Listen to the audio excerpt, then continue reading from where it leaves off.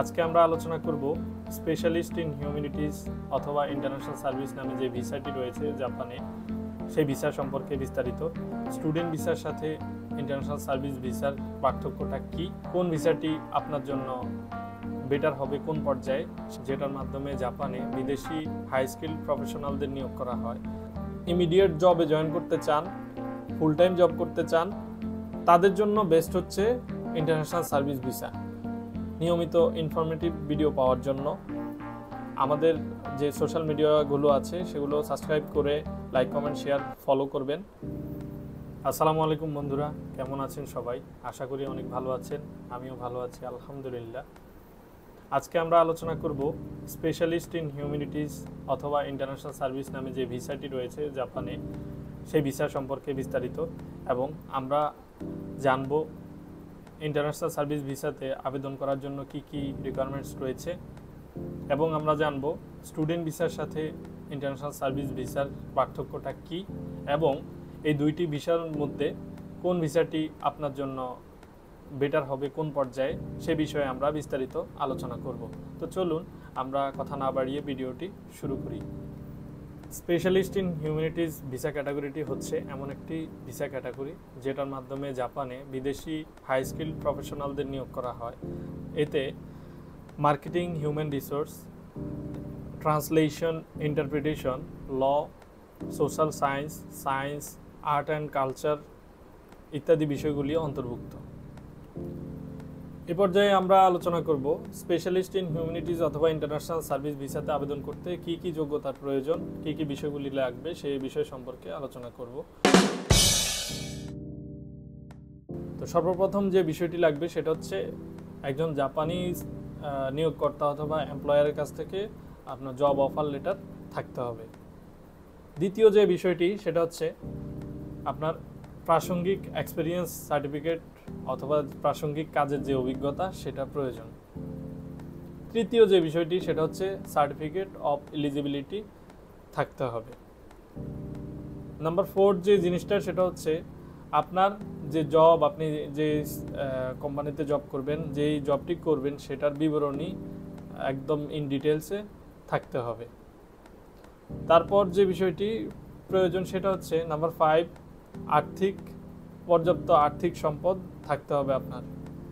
ওই ভিসাতে আবেদন করার সময় এবং পরবর্তীতে আপনি যে স্যালারি পাবেন, ওই স্যালারি দ্বারা আপনার যে লিভিং কস্ট, আপনার যে রেগুলার কস্ট রয়েছে সেগুলি কাভার করছে কিনা সেই বিষয় সম্পর্কে, এবং আপনি যখন যাচ্ছেন তখনও আপনার আর্থিক একটা প্রমাণ দেখাইতে হবে।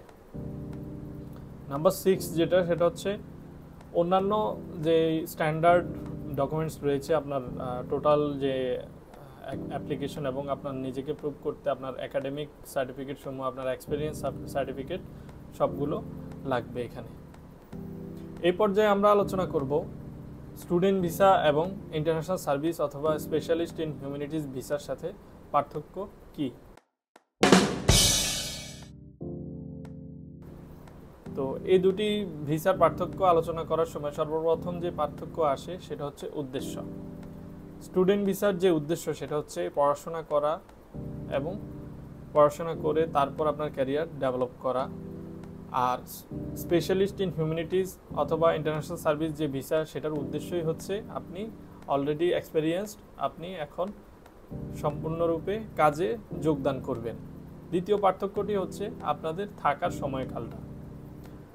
স্টুডেন্ট ভিসায় আপনারা একটা নির্দিষ্ট পিরিয়ড পর্যন্ত জাপানে অবস্থান করতে পারবেন, এবং আপনাদের প্রয়োজন অনুসারে আপনাদের স্টাডির সময়কাল অনুসারে আপনারা আপনাদের যে থাকাকালীন সময়, টাইম অফ স্টে অথবা লেন্থ অফ স্টে যেটা, সেটাকে এক্সটেন্ড করে বাড়াইতে পারবেন।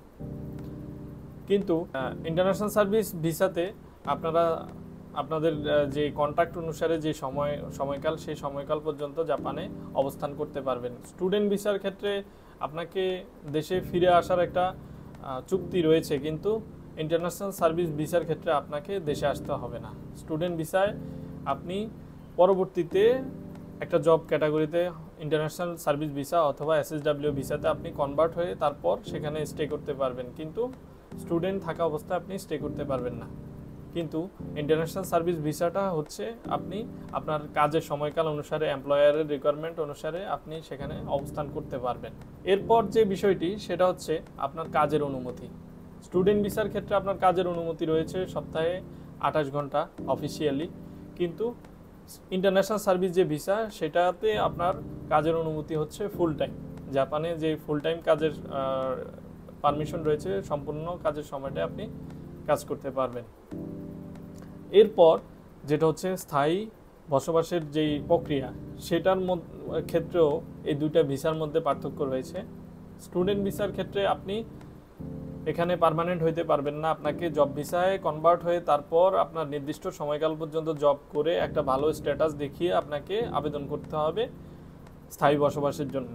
কিন্তু ইন্টারন্যাশনাল সার্ভিস ভিসাটা সরাসরি হচ্ছে আপনার স্থায়ী বসবাসের জন্য যে আবেদন প্রক্রিয়া, সেটার জন্য ইন্ট্রোডাকশন লেভেলে যে প্রস্তুতি, সেটা আপনি ইন্টারন্যাশনাল সার্ভিস ভিসার মাধ্যমে শুরু থেকেই করতে পারবেন, যেটা স্টুডেন্ট ভিসায় থাকা অবস্থায় আপনি করতে পারবেন না। এই পর্যায়ে আলোচনা করব আমরা একজন ক্যান্ডিডেটের জন্য স্টুডেন্ট ভিসা অথবা ইন্টারন্যাশনাল সার্ভিস ভিসা কোন ভিসাটি উত্তম হবে।